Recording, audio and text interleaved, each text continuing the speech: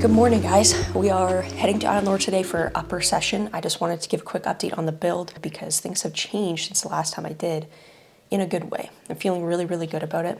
Last time I chatted about this, you guys know I was at 1,800 calories and I was feeling like I just wanted to stay there. Wasn't really feeling like pushing at all. And we decided to go for it. So we're at 2,000 right now, which doesn't seem like a drastic bump, but mind you, the highest I've ever been on a bulk was like 2,300 calories, I think. So that was like the peak. And that was as much as I could get down comfortably. And right now we're sitting at 2,000, but feeling really, really, really good with it. So the first week that adjustment was made, there was all kinds of thoughts going through my mind. As a female that's always on the leaner side, and I think there's probably some of you who can relate to this, like, you don't want to give up that leanness. You don't want to give up that being able to see all the lines and the definition. And just that like story that I've been telling myself for years that I don't want to gain the body fat. And I've been telling myself that for years, and it's time to break out of that. So this season of my life right now, going into this, it's going to be a little bit uncomfortable. Letting go of those stories and those identities that have held me back from what I actually want and achieving what I really want. And that's been the first week of getting over that and being able to bump up the calories. And like I said, like 200 doesn't seem, it's not a lot, but when you go from 1,800, your maintenance, to 2,000 in the first week, you'll realize that close to the end of the night, you've got to shovel down a lot of food. So that was the first week, adjusting to that. And then with the second week coming around, I felt really, really good, like adjusting to it super well. And in fact, I was actually hungrier than like I could probably add another 100 calories. So my metabolism is responding really, really well. My body's responding really, really well, which is good because for me at the time of eating 1,800 calories, I felt like I couldn't eat anymore. So me bumping up to 2,000 and then feeling like my hunger levels adapted with that and improved, that's exciting because I know that we can go up from here. I know that my body can handle it. We're training hard. We're training with really great technique in a really relaxed state right now. Obviously there's stuff always going on in my life with business and that, but with the low stress approach that I've been able to take to life recently, I think it's helped me a ton with just having the appetite that I need to have to go into this build. So I'm really excited to push. I've already seen a return on my efforts in the gym, like taking in more calories. Obviously you're gonna have a ton more energy in the gym. I've noticed massive difference in lower fatigue.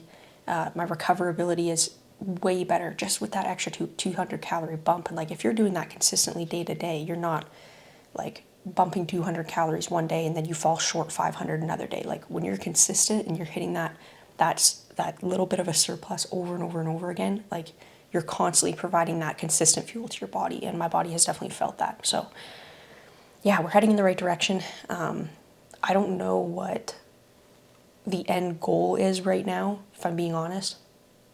I always talk about I love bodybuilding. I don't compete, and I don't think I have any plans to, but I've always loved, since I got into working out, the aesthetics of it. I love building a body. I think it's so cool to be able to like pick body parts that you want to build up and do it in a way that is aesthetic. And that's personally what I like. So right now, my goal may seem very surface level, but I would love to be a lean, muscular 125.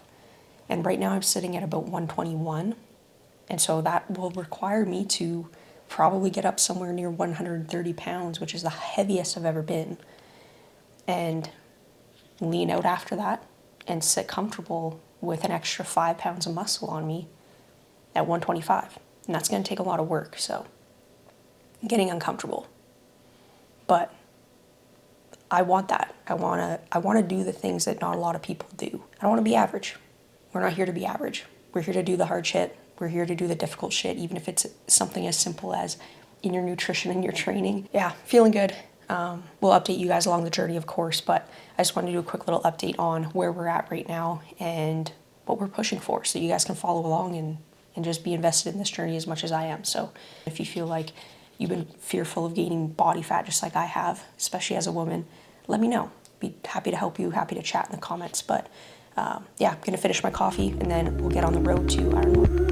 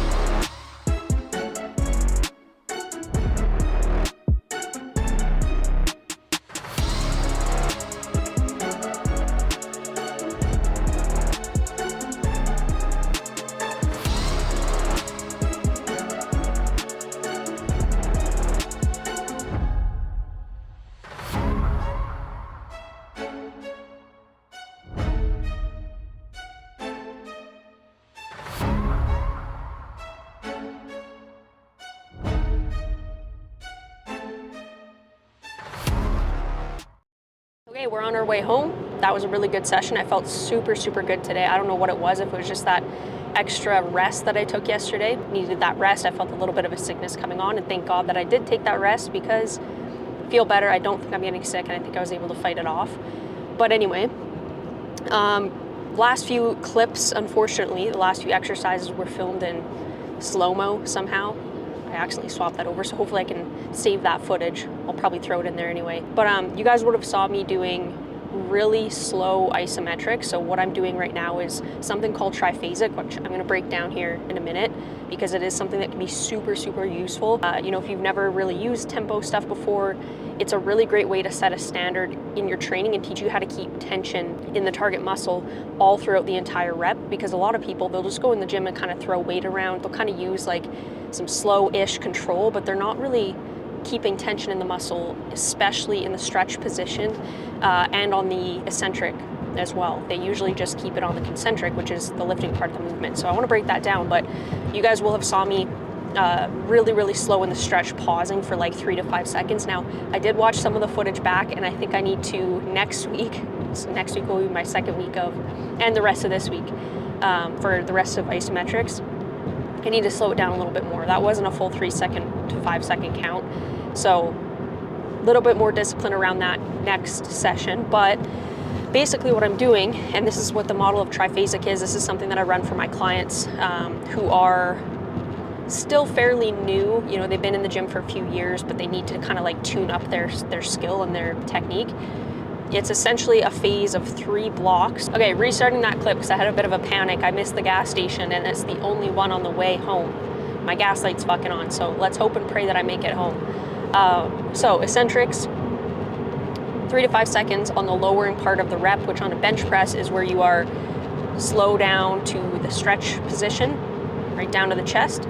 Lat pull down, that would be your return to start position, so as the bar is coming up. Bicep curls, that would be on the lowering part of the movement. So essentially, you can think of it as the opposite of the lifting. Whatever exercise you're doing, it's the opposite of the lifting, which is the concentric, which we'll get to. But the key to doing slow eccentrics is that you're keeping tension in the target muscle. You're not just like slowly lowering the weight just for the fuck of it. Like you're slowly lowering the weight with a squeezed bicep or, you know, engaged lat. On the lat pull down, on the bench press, you're stretching the shit out of your chest as you come down really, really slow and just getting that muscle very engaged. But that requires really good technique and form too. Like if your body isn't in the right positioning on a bench press, I mean, you're not going to feel that much engagement in your chest. You're going to feel it a lot in your shoulders. So body positioning is a big part of that, but this is training your body and training your brain to have great quality technique in the gym. And when you can do that for 2 weeks or even 4 weeks, so you either do it for a 2-week or 4-week block, and then you go into isometrics and you take that skill of slow eccentrics into that next phase of isometrics where you're holding for 3 to 5 seconds in the stretch position. So for example, on a lat pull down at the top, when you're in that stretch, your lats are nice and stretched out. In the bench press, when the bar is like touching your chest, but you're not loose, right? You're keeping the chest tight and in tension. You're not just letting the bar sit there. That's the stretch. You're stretching your chest. Wherever the stretch position is for the target muscle that you are using, that's where the isometric should be held. 3 to 5 seconds. And then the concentric, you're obviously not going to slow down your concentric because that doesn't make sense. The goal for building muscle is producing a lot of mechanical tension, a lot of force production within the muscle.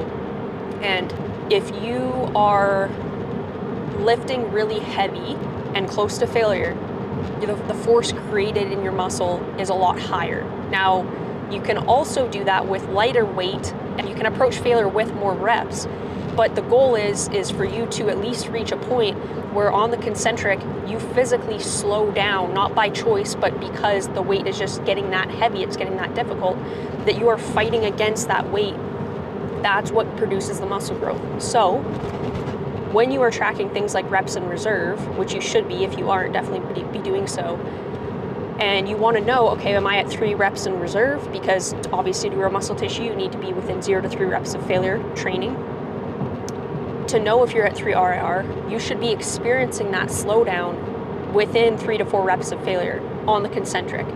So let's say you started out your your set with a slow concentric just because you thought that you had to go slow because everybody preaches control, which you do need control on the eccentric and everything else. But anyway, on concentric, if you start that out slow, you're going to fatigue even more throughout the set, and you're going to have a hard time even knowing when you do reach that slow down point of 3 RIR, where on the concentric, right, it slows down because you already started the set really slow. So essentially doing this concentric work where you're being powerful on that, it's teaching you how to be forceful in your concentric, and it's teaching you how to really start a set that way, so that when you do approach 3 RIR, it's actually it's a stark difference. It's a contrast that you can see, like, oh shit, I just hit a wall. Okay, I know that I'm producing a lot of force throughout the whole set, and I know when I am hitting that 3 RIR. So that's really the purpose of triphasic. It's like retraining your technique and your form and just the way that you do things through the entire rep. And then you take that with you, and that's your new standard of training. That's the way that you train now moving forward. Now, you don't do it excessively. You don't do 3 to 5 seconds, but you do have a slow and controlled eccentric. You do have a paused isometric, at least 1 second pause in that stretch position. You do have an explosive concentric. So you're taking those same principles and then just applying them to all of your training moving forward. So that's what we're doing. I already did eccentrics. I'm now in isometrics, and then next week will be concentric, or no, not next week, but the week after will be concentrics. So yeah, that's what we're doing.